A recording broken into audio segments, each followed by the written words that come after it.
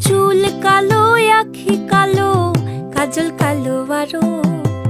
কাজলের চেয়ে কালো কি বলতে কি কেউ পারো? আমি যারে বাসি ভালো, কাজলের চেয়েও কালো। আমি যারে বাসি ভালো, কাজলের চেয়েও কালো। হয় না যে তার তুলনা, এত যে নিঠুর বন্ধু জানা ছিল না।